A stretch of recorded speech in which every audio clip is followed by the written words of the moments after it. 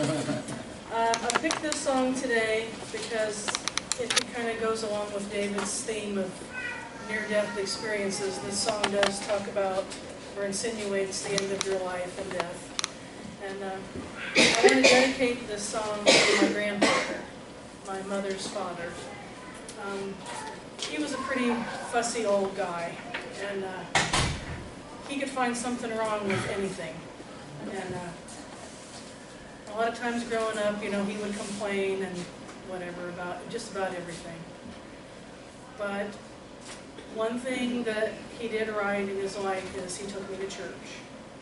And I'm not in that church any longer, but it did lay the foundation for where I am today, and it underlines and girds where I am now. So I have him to thank for that. And he would lead this song quite often in church. And of course, we were a cappella, but it's his, I think it's his favorite song. So I just want to dedicate this to my grandfather, Willis.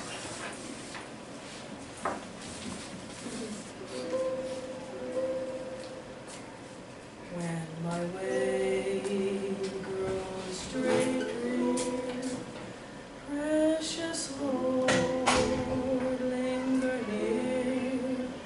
When my life is almost gone,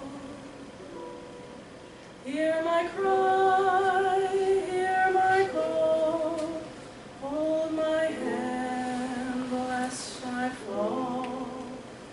Take my hand, precious Lord, lead me home. Precious Lord, take my hand, lead me on, let me stand. I'm tired, I'm weak, I'm worn. Through the storm, through the night, lead me on to the light. Take my hand, precious Lord, lead me home. When the shadows appear and the night draws near and my life is almost gone, at the river I stand, guide my feet, hold my hand, take my hand, precious Lord, lead me home. Precious Lord, take my hand, lead me on, let me stand. I'm tired, I'm weak, I'm worn. Through the storm, through the night, lead me on to the light. Take my hand, precious Lord, lead me home. Through the storm, through the night, lead me on to the light. Take my hand, precious Lord, lead me home.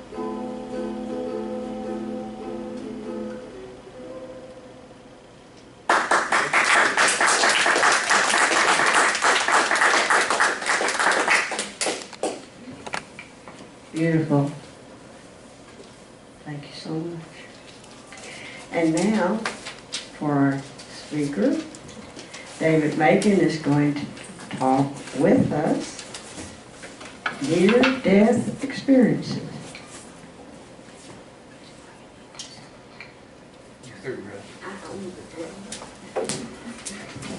Can you hear me now? We can hear you. Because I need to wave, you know, and I can't have a hand tied up to the microphone there.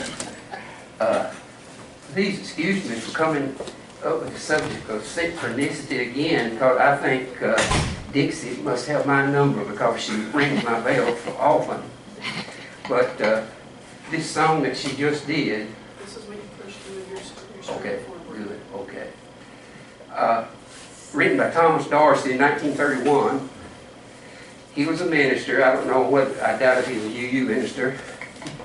But his wife had just died. He had a speaking engagement in St. Louis. It was threatening snow. It was in the middle of winter. And he knew he didn't see how he could make the trip with the sorrow he was in. But he knew he had the appointment, the church was depending on him, and he got in his Model A and started out. Now that's a fair little trip from Chicago to St. Louis. It'd be, I'd say, like 300 or 400, just guessing. And he said that this song came to him. It wasn't a matter he thought it up or this rhymes with that or whatever. It just came to him. And when he got to that church, apparently he did it the first time then. And it has stuck to us. Now this was 1931, and it has stuck with us.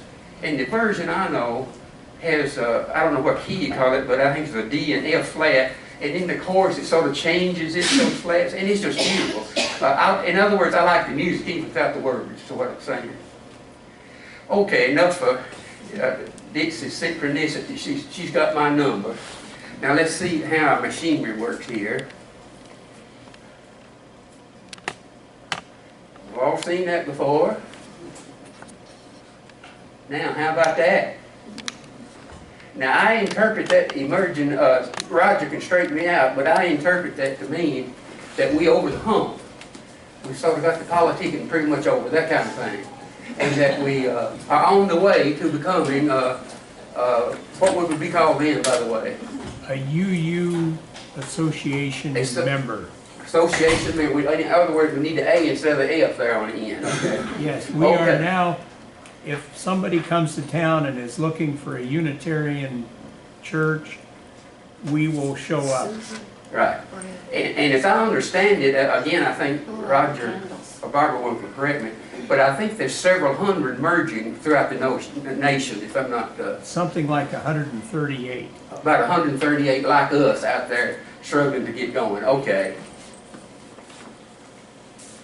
Now here's something, I didn't know whether I should take time up with this or not, but this is a little bit on the bragging side, I know. But for years, I had heard about how when groups get together to meditate, that there's much more power. Like 2 is much more powerful than 1, and 3 is more powerful than 2, and that kind of thing. But nowhere could I sort of, you know, being science-oriented, I sort of like, I'm logical. I need to sort of understand how things work. And nowhere could I come up with that. I couldn't search it out or anything. And I just happened to bump into that within a week or 2 ago as I was really preparing this program in the book of the raw material, the volume, 6 volumes of that, and I just ran into it in that, and there is how it works. Of course, if you have one mind meditating, it's just one mind power. But look when you go to 2. 2 is an exponent. 2 squared is 4.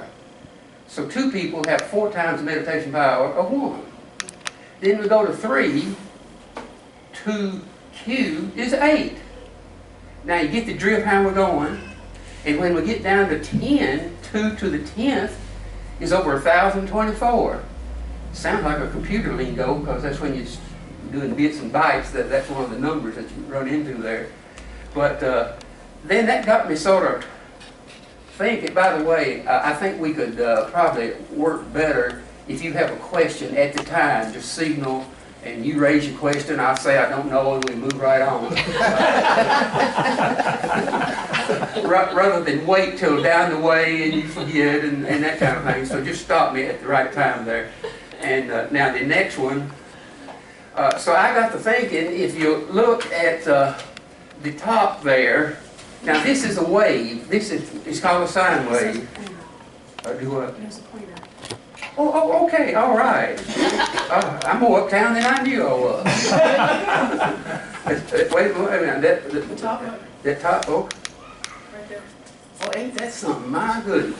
Okay, now, if we take these 2, this is called a sine wave. All your radio waves and TV waves and all this is like that, a magnetic thing. Now, if we slide them together, like here, do you see how it's more of an amplitude, it's stronger, it's doubled? See how it works? Now, also look at this. There's 2, move them together. Now, guess what's happened there? Canceled out. There's no result. See that thicker line right in the middle there? So they exactly cancel out. That is what happens at the airport when you see these people with these headphones on. It's a gizmo that picks up the sound, and fortunately at the airport the sound is fairly constant, so it puts out an opposite frequency sound, not frequency, but wave form, exactly opposite. They add together and cancel out. So they tell me it works real well. It'll be out there and all that, some of the loudest things we've got today is a jet engine up close to them. And it tells me that it works real well. It just cancels it out and over your ear. So that's what's happened there. Now if we take two of different amplitudes, slide them together, now here's what happens. This much cancels out, but you got that much left over down here. So it will be a much weaker signal, and it will be the negative side that you see there. Well, here is just one, a little bigger, to show you, use your imagination a little bit, but these are two, the red and the blue, just showing you they're different. Now, if we slide them together, just slide the blue to the left, say, where it superimposes the red, it would shoot way up off the screen up there. It would add the energy. Whoop, I went the wrong way here, just a minute. I got to back up. Just hit the back arrow. Well, that's what I was doing, I thought. There we go. Okay, let me get my little area. This would be the energy in between right here that would be added when the overlap, it would shoot way on up there.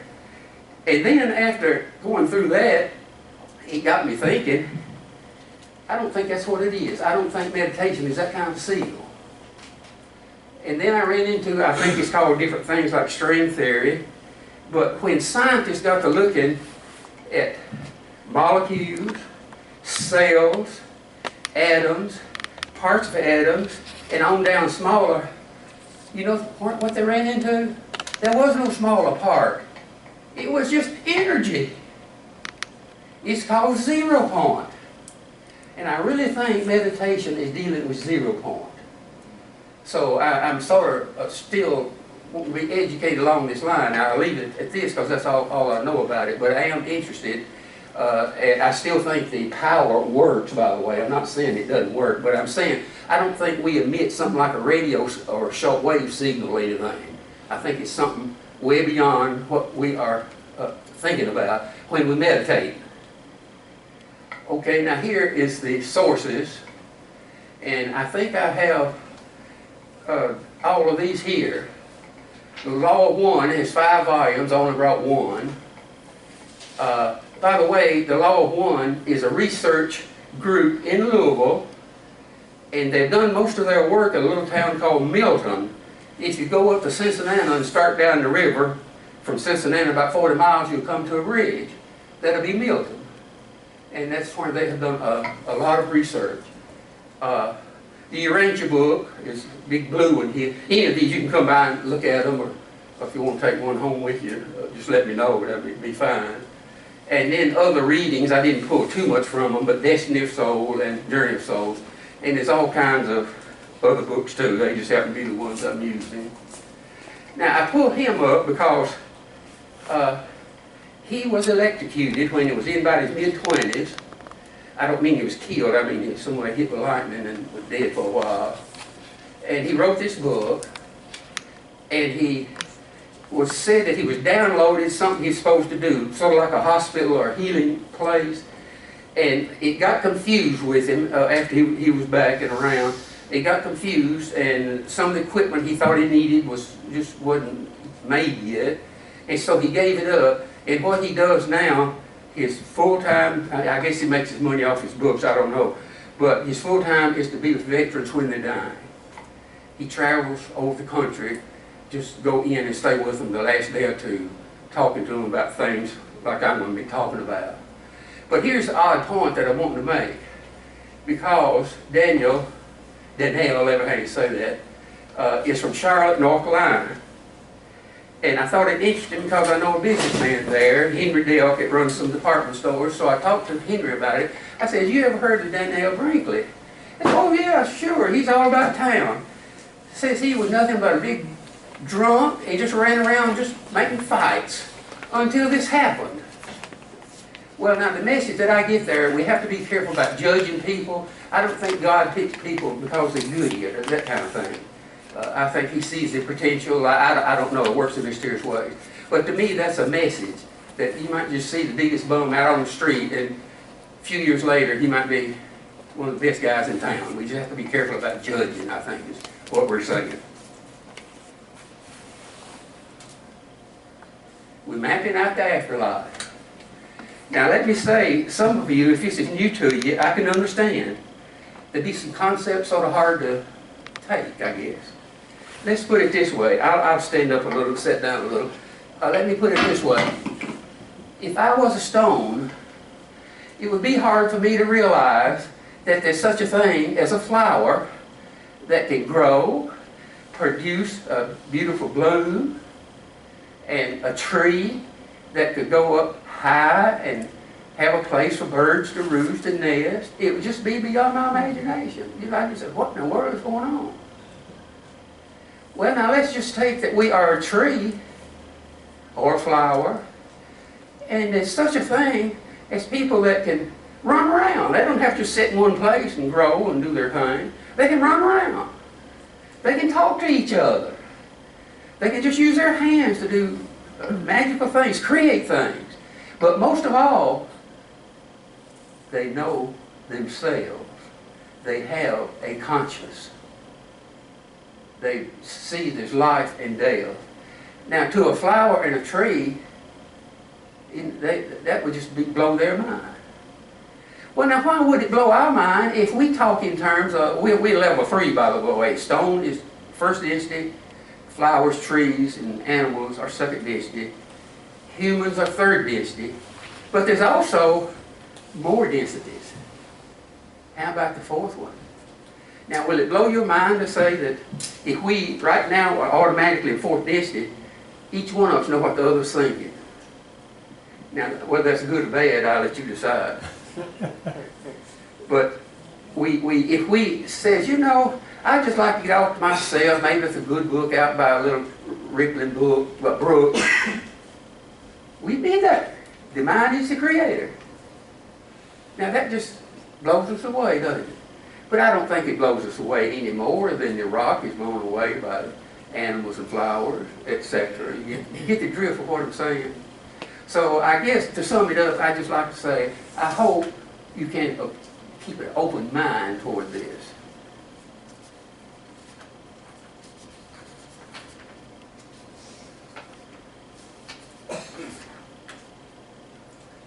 Back after World War II, things went pretty well. They moved old barracks to college campuses, made apartments out of them. GIs came back, went on the GI Bill. It was a little small apartment, but they even had a little, what we call a 7-Eleven today, a little much smaller, that they didn't even have to have a car. A lot of education was going on. They went on to advanced degrees, perhaps doctors, lawyers, and teachers, and what have you. And everything was on a pretty even keel until the first that I remember, Rachel Carson came out with Silent Spring. And that was mainly about DDT. It was the first time we heard that all these pesticides we was using, and I remember using them, especially around cows, you know, where flies would just accumulate, and boy, those flies were gone. But she was pointing out what's happening to the birds, what's happening to the fish. It was the first time we were sort of warned of what we was going into. And then George Orwell, 1984, I'm sure you're all pretty familiar with that. I think we need it now. I think what he wrote about, we're there. It was about where big gov, the eye was on us, we're told, we became robots. And so we're just about there now. And one that was really almost disturbing to me was Elizabeth Kubler-Ross, and she wrote a lot of stuff, but this is the first I remember her coming out with, on death and dying, and it went through what goes on at the funeral home. I think without knowing it at that time was when I sort of made the decision to be cremated rather than go through what you do at the funeral home. But the point I'm making is that things were changing. After the years of recovering from World War II, and we was all scared because the government led us to believe we was in a Cold War with Russia, and Russia couldn't have done the things they wanted to. It was just a matter of them sort of keeping us occupied, keeping the industries, the war industries and that kind of thing on board and so forth. Well, but anyway, in I think it was about 15 years before, but a cardiologist, Dr. Lomel, did the largest hospital-based study of NDAs after hearing a patient talking about an NDA, going through a tunnel, lights, and hearing wonderful music. So he rounded up people that had had an experience like that, 344 survivors. Now, the point I'm getting at here, up until even now, you still can buy books that a person had a near-death experience and they write a book and they tell you what they saw, what they heard, and add some stuff to it too, I think. And so all you do is get that experience. This is beginning to get scientific. Now, that's my point. They begin to take some information and put it together and sort of evaluate it, I guess. And here's some things that he reported. 18% reported their recollection of a clinical death. 50% reported awareness of being dead. Now, I want to stop just a little bit there because this is one of the main reasons I wanted to do this talk. Because when you die, if you don't know you're dead, you got a problem. I had a nephew, well, I still got him, but he was one of these reenactors, you know, go off. He'd come in from work on Friday and throw a bunch of stuff in his truck and be gone till Sunday afternoon. And he stopped all of a sudden. And I finally got around saying, "Hey, John, what happened?" He says, "I couldn't take it anymore." What are you talking about? I thought he meant, you know, leaving home and all that stuff.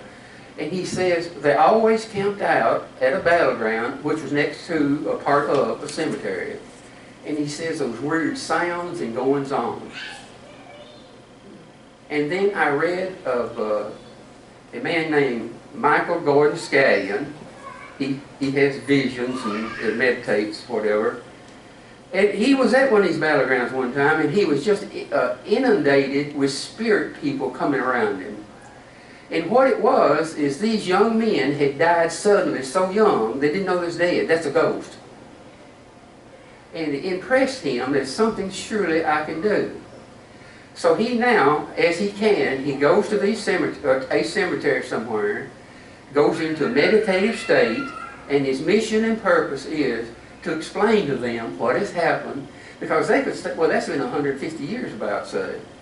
But still, they don't realize it as we do. Time is for us, not for them. But they don't know to go on. Now, the message, if there's one thing I wish you'd carry away from here with me, is that when you're dead, you know it. This is especially true with young people. It pays to go through the life cycle, you know, go old age and go through the life cycle. But if you're in a car wreck or you do suicide and those kind of things, the first thing they say a suicide victim happens, why did I do it? Immediately, it's obvious, why did I do it? So if you can recognize, now here's all you got to do. Free will is not violated. I don't care if you're a rock or if you're in density 6, which is where supposedly Jesus came from, then free will is still valid. Nowhere is free will violated. So it's up to you. They won't go in and say, "Hey, come my way, I got something to tell you." It's up to you to realize you're dead, and you don't even have to say it, just think it. I need help, where am I? And as sure as you do, help drive. A guide, they call. You already have a guide, but they won't interfere. Your free will is paramount. So if you can just recognize, I'm dead, I could use some help, you're on the road. Now, I'm not saying the road is smooth all the way, as we'll see later, but you get my point. Am I saying that all right, where you get it? And the older you are, the more you're going to get it. It's young people that, just say a little kid that runs out and gets run over or something like that, they would be most likely to have problems. Okay. 30% reported through a tunnel, meeting with deceased. You don't have to really be deceased. This will be a little bit later. We don't all of me is not here. I left some behind. In my spiritual entity, there's a little left behind. So you might see that. 25% out-of-body experience communicated with the light. That's how they communicate. By the way, that's the way we communicate too. Have you ever as a kid stumped your toe and you knew it was going to hurt, but you stood there about a half a second before it got up here? Surely you have. You would raise your country if you hadn't. Well, what it is photons. As a matter of fact, the doctor told me this recently. He said if you could take all the nerves of a person, extract them and put them end to end, it would go around the earth 3 times. Now that's one human being. And we just, if you could see these photons, we would just be glowing. Now when you get into upper density, you do. You might just sort of see the face of a person and the rest would be more of a glow type thing. Now that's just as mysterious to us, I know that, as a tree would think of somebody walking around and knowing that he's alive and so forth. Well anyway, 13% experience light with view.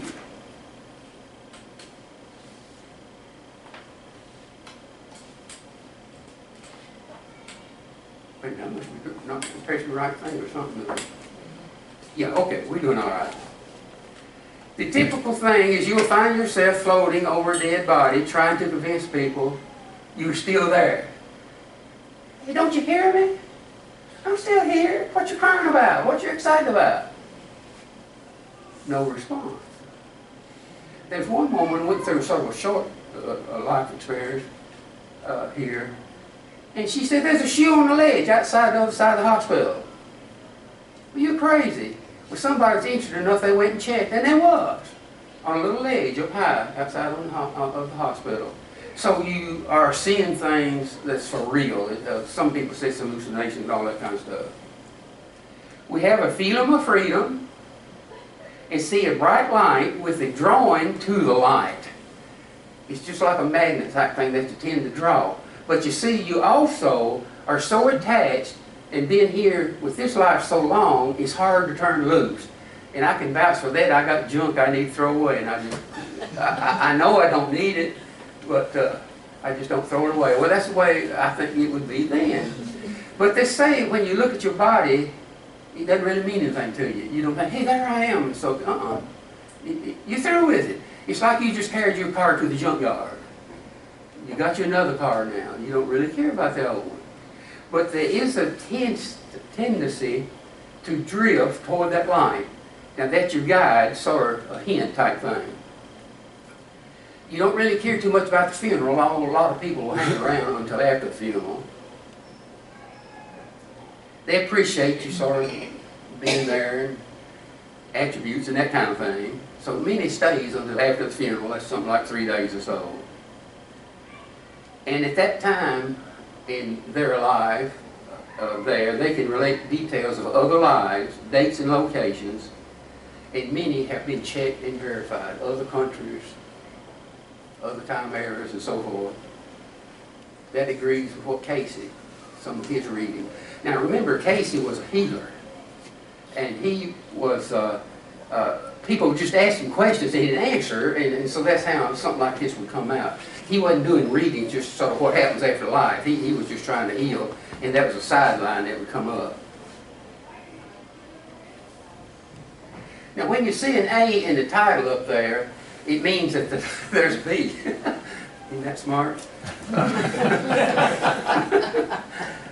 And I should have shown how many there is, like whether there's a C also. But anyway, disturbed spirits tend to stay near the body longer. Now that's what I was already talking about. People already died quickly and that kind of thing. Experienced souls tend to move to the light quickly. Now experienced souls won't go, what I'm going to tell you, we're going to go through 10 steps that a soul goes through before it's reborn back here. And all souls don't have to go through them. A mature soul moves faster and even jumps some steps. But a beginning soul, and according to the Ranger book, souls are still being made. And it also says, your Ranger book, I say this because it's interesting to me. The question came up, the discussion came up, what happened to a soul that just can't adjust and can't advance, that just stagnated? They go through essentially so like we would call a court system, and they finally get to one of the higher courts, and if they're just so negative and can't do anything, they don't go to hell. They verily are annihilated as if, and I like the way they worded this, as if they never existed.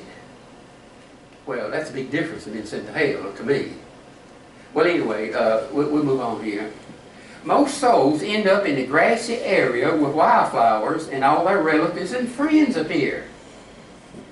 Everyone seems to experience an inspiring set of visions. I can just see somebody, yeah, you remember that party we went to, remember that trip we went to? I can just visualize that. And have some confusion as to forms, colors, and energies they are seeing. Apparently colors, I don't have a favorite color. I like all colors. All of them are my favorite. I can't just single one out. And they must be much richer and deeper. From everything I read, colors must really be something. Forms, well, if you see sort of look like you, a sort of a glowing light bulb, that's going to confuse you, especially if you begin to transfer thoughts with them. It's a person, but it's in the next density. Most all hear beautiful music as they move through the early stages of their entry into the afterlife. Now, we're really not there yet, we're just entering. Now, there's my baby. We do not become omniscient after death. You know, I used to think a long time ago that when I die, I would become something perfect somewhere. I would just know everything. And what life there could do, I would already be there just ready to do it, just like an instant makeover type thing. But it's not that way. I remember the kids, they used to get a joke. I'd say, when I get to that great lab in the sky, I'm going to ask so-and-so, you know. Something I couldn't explain later. But it's not that way. It's a slow process. We carry our conscience with us. Now think on that. If you have some biases, hatreds, negativity, it's right there with you. Isn't that discouraging? You're not subtly cleansed as such. You're traumatized by what has happened. If we are sad and confused, we are approached by a main guide in the afterlife. This guide is a very loving and supportive person with patience and expertise who helps us through our initial greeting and orientation. Young souls are more apt to be greeted this way, while old souls will know where they are and where they're going. In other words, old souls, it's sort of like you go back to where you lived a few years ago and you don't need as much help as somebody new in town looking for a map, you know, type thing. Now, let's go to the homecoming. The soul is thought responsive. Sees others as luminous energy with projected faces. Now, that's what I was trying to say, sort of a glow, but you'll know who it is because you've seen enough face to know. May see a person still alive as souls only incarnate part of their total. Advanced souls, about 25%. Lesser souls, around 50 to 70%. The percent remaining behind guide and watch over what we are doing. Isn't that nice? What you might be calling your guardian angel might just be yourself that you left behind. Some try incarnating as two or more bodies, but soon find it's not wise. Now what they're saying, if you're going to take 50% of your spirit and divide that 50% into two parts and incarnate as two separate entities, it doesn't work too well. That's what that's saying. But a 100% incarnation will fry the electrochemical circuits of the brain. I like the way they put there, I didn't make this up, this electrochemical circuit. Because your mind, if we could just see it, our mind would be like a bunch of neon signs here, type thing. Photons, we communicate by photons. This will eliminate the veiling and growth. Okay, the B part. Those that have committed murder, suicide, etc. are soon taken away with their guide for rehabilitation and to quickly plan the next reincarnation. Now there's more there than said that sort of we catch it first. Notice it's taking you back. Now the normal process is a long process. You appear before the elders and things like that. But it's as if they're saying, hey look buddy, we got to do something quick about this. So they go back for their rehabilitation. The guide treats them with patience and love, not a fair judgment type thing about torment and purgatory. One must review, feel, and relive the ways they hurt others. Now, that's hell there, that's hell, isn't it? Can you imagine? You hurt somebody's feelings, you got to feel how they felt. Either way you hurt somebody, you're going to have to go through it from the other side and see it.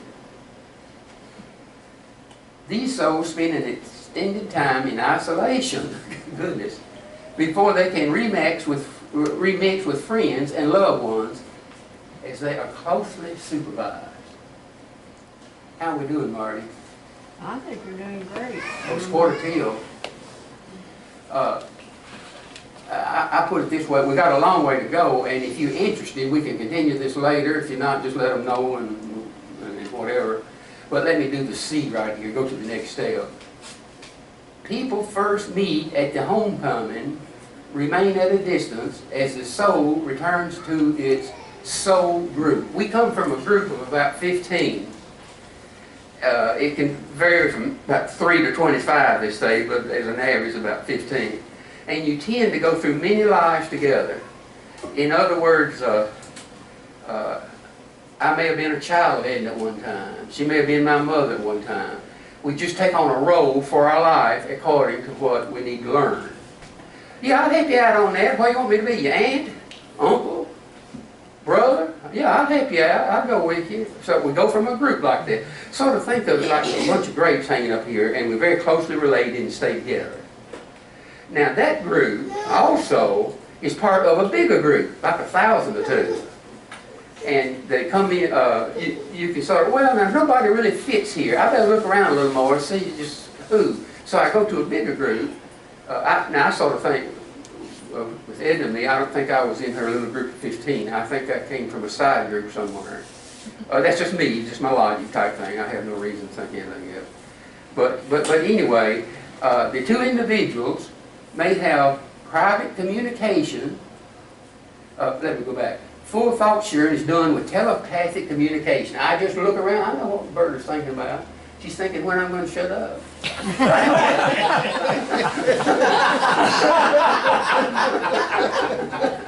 I know. No, I'm wishing you would put it on the C. The next, Excuse me. I did move on, didn't I? Okay, yeah. But now just think the power of that, knowing what other people are thinking.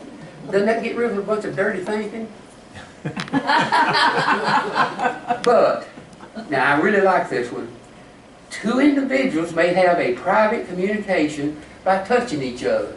So I touch Dixie and nobody else knows what we're doing or thinking. I mean, just between us. Now wouldn't you like to know what's going on between us? None of them that did that will tell you. It's a complete secret. Makes me wonder if that could be sort of, at that level, that distance could be something to do with sex maybe or something. I don't know. But we have no idea what happens when we touch and communicate privately. Now nobody else knows what we're doing, say, or thinking. I thought that was very interesting. No one will divulge any details about the contents of these intimate discussions. Okay, we'll leave it at that. The next one is orientation. We're ready to go now to sort of a big group meeting and get orientated as to what's...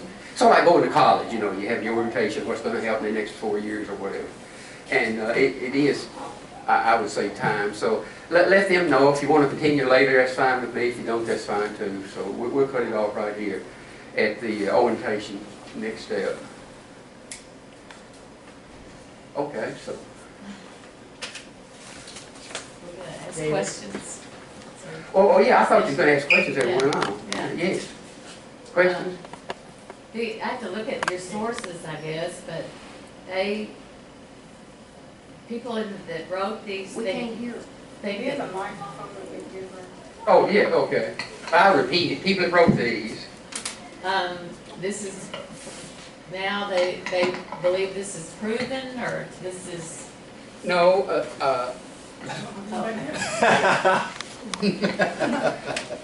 most, a lot of people just come back and talk about it. okay. But the man that wrote, I believe his name is Newton, two of these books here, Destiny and Journey of Souls, he started hypnotizing when he was 15 and became quite good at it. And he's a doctor now, I don't know what kind of doctor, but and an older man. But he would hypnotize them to find this information that they would not remember all this. So he would hypnotize them and it would come out. Okay. And there's just one little thing that you said, that if, I forgot what you said it was, would happen, but if, that it would fry their brain if they were. If you bring your whole, your entity, let's just say in fourth density, or wherever, the next level, you can't bring your whole entity back because it would be too much for you. You come back really one purpose in mind. I think mine might be patient with people. I can be patient with a computer or a little gadget and power tool or something other. But when it comes to humans, I just want to wring their neck the first thing you know. You can't depend on a human be one way today and another one tomorrow. Well, a computer, if it's got a problem today, they have the same problem tomorrow. You know. So I guess the one thing I came back for was probably that. But we come back really for one main purpose. A whole life for really one main purpose. Now, in the process, you have little side ones that you might bump into and work on. Yeah. That's pretty what sort of help. Okay. Yeah. Did Clay help? I did, thank you. I first wanted to say, David, I always enjoy hearing you talk, whether it's about something you've clearly studied thoroughly or just talking off the cuff. But I think Brad may have set a precedence, and I'd like to maybe see stage 4 next week or some other time we can squeeze you in.